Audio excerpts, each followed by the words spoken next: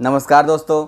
आज की कहानी है महाकवि कालिदास और महारानी विद्योत्तमा के बारे में। विद्योत्तमा उज्जैन के राजा विक्रमादित्य की बेटी हैं, राजकुमारी हैं। कहा जाता है कि राजकुमारी विद्योत्तमा को अपने ज्ञान पर बहुत अभिमान था, बहुत घमंड था। उनका कहना था कि जो विद्वान, जो राजकुमार मुझे शास्त्रार्थ में मुझे करेगा पराजित, मैं उससे विवाह करूंगी, उससे शादी करूंगी। तो फिर क्या था, आसपास के दूर दराज के विद्वान आए, उनसे शास्त्रार्थ किया, लेकिन किसी विद्वान ने उनको उनके मन के मुताबिक जवाब नहीं दे पाए, अर्थात उनको संतुष्ट नहीं कर पाए, वापस चले गए। सभी के मन में ग्लानि हुआ। अब उन्होंने उसका प्रतिशोध लेने की ठान ली। अब क्या किया कि गांव में, देश में भ्रमण करने लगे कि सबसे मूर्ख कहाँ मिले। अब यहीं से कहानी की शुरुआत होती है। सारे पंडितों ने, जो विद्वानों ने, उनके मन में प्रतिशोध की भावना थी। वो आसपास खोजने लगे कि सबसे बड़ा महामूर्ख खोज के लाते हैं और उनसे विद्योत्तमा की शादी करवाते हैं। क्या था, ऐसी ऐसी घटना घटी कि एक बार वो सब जा रहे थे तो एक व्यक्ति उसी पेड़ पर बैठकर उसी डाल को काट रहा था। उन्होंने सोचा कि इससे बड़ा महामूर्ख तो दुनिया में और कोई नहीं मिलेगा।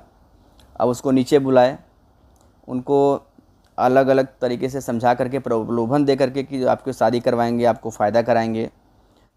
धन का लालच सुन करके वो मान गया और वो संयोगवश वो देखने में बहुत सुंदर था।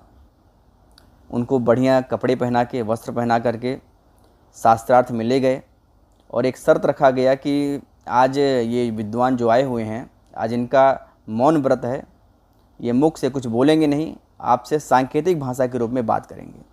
महारानी मान गई, राजकुमारी मान गई, कोई बात नहीं, राजकुमारी को ज्ञान तो था ही। तो इस तरह से शास्त्रार्थ की शुरुआत होती है। तो राजकुमारी का पहला प्रश्न क्या होता है वो सुनिएगा। राजकुमारी अपनी एक उंगली दिखाती हैं। उनकी एक उंगली का मतलब क्या होता है कि ब्रह्मांड एक है। लेकिन वो विद्वान क्या समझ रहे हैं, जिनको उन्होंने वस्त्र पहना करके लाए थे, वो ये समझा कि ये बोल रही है कि मैं तुम्हारी एक आँख फोड़ दूंगी। तो उन्होंने दो उंगली दिखाई। तो उनका मतलब ये था कि तुम मेरी एक आंख फोड़ोगी तो मैं तुम्हारी दोनों आंख को फोड़ दूंगा। तो जो आसपास में बैठे थे बाकी लोग, विद्वान लोग, वो महारानी को ऐसे समझा रहे हैं कि ये कह रहे हैं कि आप कह रही हैं कि ब्रह्मांड एक है, लेकिन हमारे गुरुजी ये कह रहे हैं कि ब्रह्मांड के साथ साथ जीव भी है। तो उन्होंने दो उंगली दिखाया। तो राजकुमारी मान गई, सही बात है। इसी तरीके से फिर दूसरा प्रश्न उन्होंने किया। महारानी ने 5 उंगलियां दिखाई। तो जो विद्वान को लेके आए थे वो ये समझा कि ये बोल रही है कि मैं आपको झापड़ मारूंगी, चाटा मारूंगी। तो उनका जवाब ये था कि वो पंजा का जवाब मुक्का में दिखाया। उन्होंने पंजा का जवाब उन्होंने मुक्का दिखाया, मुट्ठी बांध लिया। तो उनका मतलब ये था कि तुम हमें झापड़ मारोगी, मैं तुम्हें मुक्का मारूंगा। राजकुमारी के पंजे के जवाब में मुक्का दिखाया। विद्वान, जो आसपास के विद्वान बैठे थे, तो उन्होंने उनको ऐसे समझाते हैं कि राजकुमारी जी, आपका कहना है कि ये हमारा शरीर पंच तत्वों से मिलके बना हुआ है, सही बात है। लेकिन हमारे गुरुजी कह रहे हैं कि जब तक ये पांचों तत्व एक नहीं होंगे तब तक नहीं बनेगा, क्योंकि इन पांचों तत्वों का संचालन सिर्फ मन करता है। मतलब मन तो सिर्फ एक है, तो 5 तत्व एक होंगे तब जा कर के हमारा काम करेगा। महारानी मान गई। इस तरह से बहुत सारे प्रश्न हुए, सवाल जवाब हुए। विद्वानों ने प्रश्न के उत्तर को घुमा फिरा करके राजकुमारी को संतुष्ट करवा दिया। शादी विवाह संपन्न हुआ। जब शादी विवाह संपन्न होने के बाद महारानी के साथ जिनकी शादी हुई थी वो साथ में जब जाते हैं, पहली रात होती है, तो कुछ बाहर से आवाज़ आता है।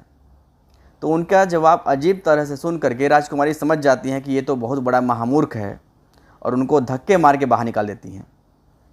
तो ये कहानी है, कहानी कहीं से मैं भी सुना हूँ। तो क्या होता है कि वो सीढ़ी से नीचे गिर जाते हैं। जब सीढ़ी से नीचे गिर जाते हैं तो नीचे काली माता का मंदिर रहता है। काली माता के मंदिर में जब वो गिरते हैं तो उनकी जीभ में चोट लगता है। तो जीभ में चोट लगने से वो अच्छे से बोल नहीं पा रहे थे। माता काली के चरणों में जाके गिरते हैं और उनके मुख से विद विद करके निकलता है। उनका मतलब रहता है कि माता से वो बता रहे हैं कि विद्योत्तमा ने उन्हें मारा है, लेकिन वो बोल नहीं पाते हैं। विद विद करके आवाज़ आती है। माता समझती हैं कि ये विद्या मांग रहा है, उसे तथास्तु कहती हैं और उनको ज्ञान प्राप्त होता है, बहुत बड़े ज्ञानी बनते हैं। अभिज्ञान शाकुंतलम, कुमार संभव, ऐसे महान महान ग्रंथ उन्होंने लिखा। जब विद्वान बन के वापस लौटे, तब जब गेट पहुँचे तो उन्होंने संस्कृत में कुछ बोला। राजकुमारी ने उनकी आवाज़ सुन करके सोचा इतना बड़ा विद्वान कौन हो सकता है। जब दरवाज़ा खोलती हैं, देखती हैं कि वही इंसान है और वो काली माता के उपासक होने से उनका नाम होता है कालिदास।